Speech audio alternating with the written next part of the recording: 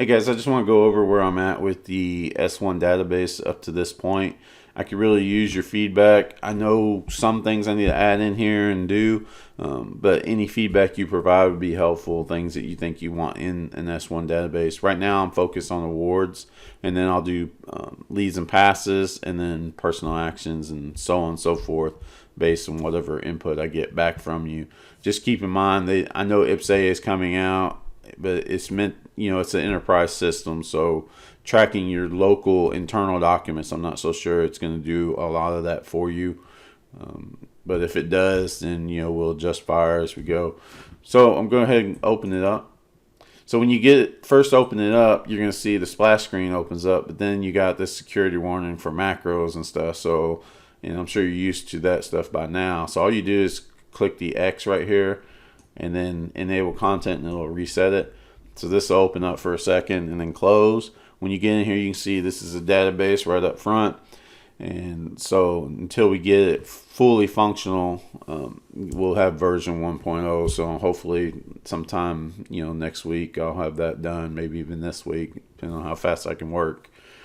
All right, and then you got a question mark right here, and that just tells you to go to databases.biz for documentation, video support, and provide me feedback, things like that.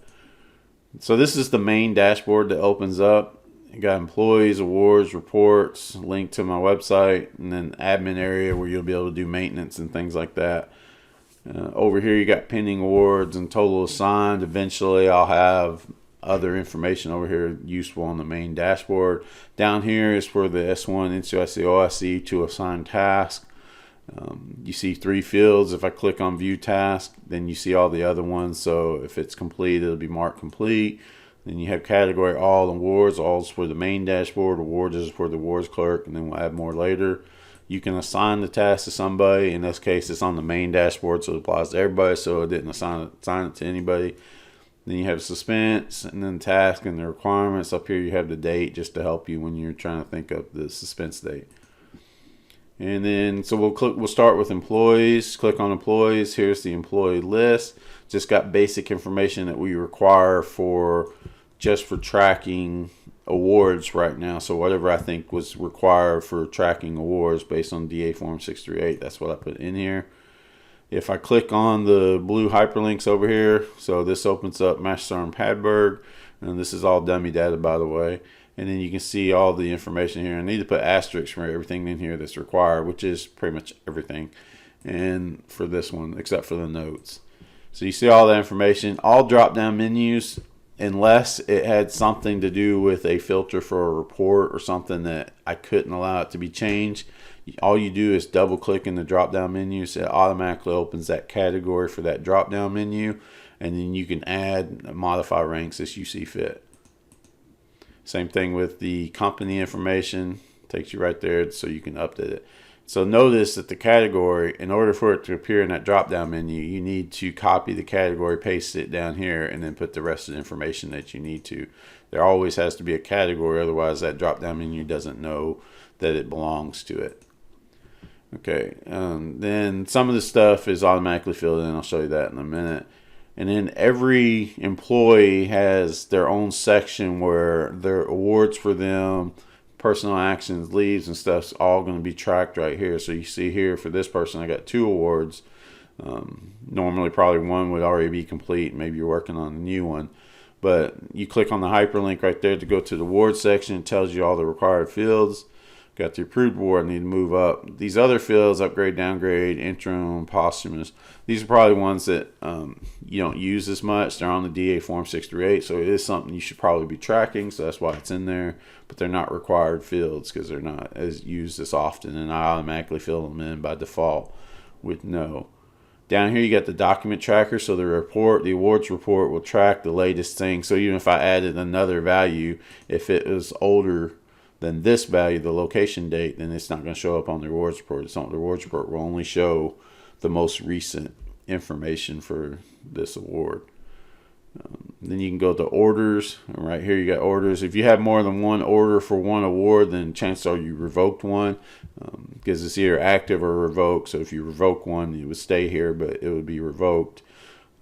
Then you can click on that, And then here's the order. So you can see Julian dates 025. So if I wanted to, I could change this to a 25. Oops, I messed up. Let me just do 0250009 was that one. So 25th day, and then the 9th award. And then obviously this would be 1/25/2021. You can also use a little calendar there as well. And then save and close, and you see right here it changes for you.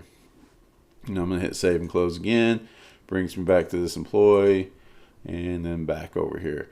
Now, just real quick, you notice I got personnel awards. You see 2 tabs here. If I come over here and I click add employee, that awards tab is going to be gone. It says right here for new employee award tabs, it's disabled. Save record first, then come back.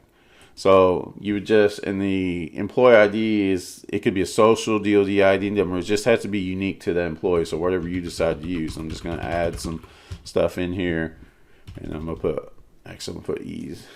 Let's put E. And I said E because I used D's earlier, so that's why I didn't. Just put all this in here. And then for company, say I pick headquarters right here. Well, before I do that, you see this is grayed out. If I pick headquarters, it automatically fills this in for you. That's why it's grayed out. So it saves you some typing, and makes sure that for later, for whatever unit reports we may do, it's always going to be correct based on what you put in the drop down menu. Again, you can double click in there to change those. And then the branch is automatically Army, and the employee status is automatically assigned, but you can also attach them. If you archive them, they're not going to show up on the employee report. But assign attach will show as assigned on the employee report. And then, so that is that. And then I'll just hit save and close. I go to the bottom. There's the record I just added. If I click on it, now you can see the awards information is in here now. So now I can add award for that soldier. All right. This here, don't worry about this. I'm going to end up removing this. It just takes you to pending rewards report, but I'm going to show you that in a second. Now I hit close. Now we're talking about reports. Click on that. I got employees and I got awards. Those are the only reports I have in here right now, but I'll add more reports and you'll see more in this drop down. It just makes it cleaner to have it in the drop down if I can have it.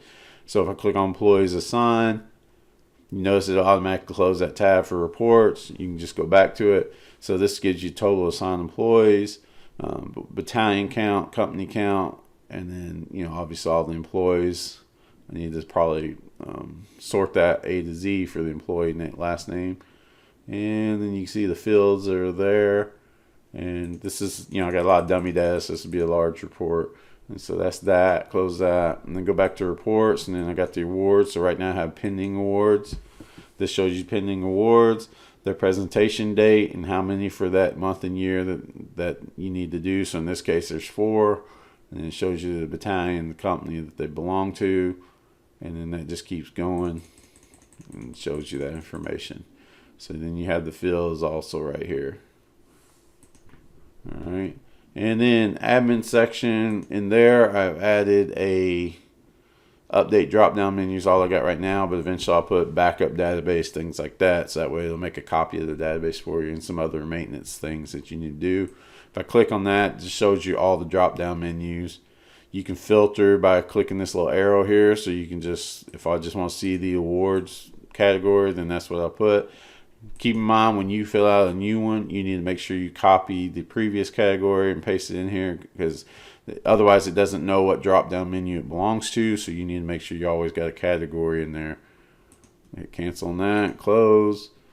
Another area, I don't know if I went in here, awards. So this is the awards dashboard. So I got things that pertain to awards on over here on stats, pending, how many PCS, ETS, retirement, etc.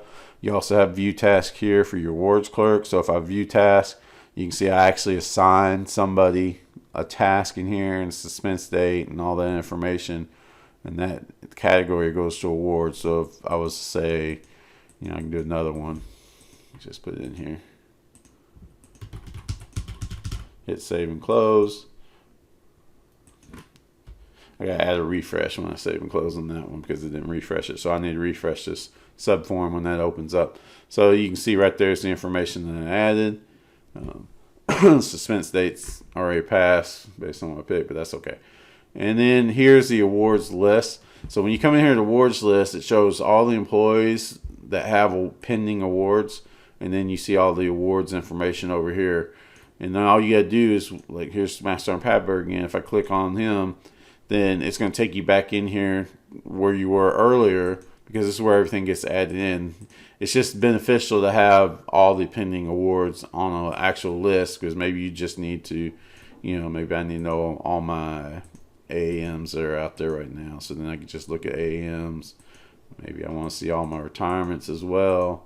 And I can just do that, which that would be a pretty bad to get AAM for retirement. But that's okay. It's dummy data. And then that's it.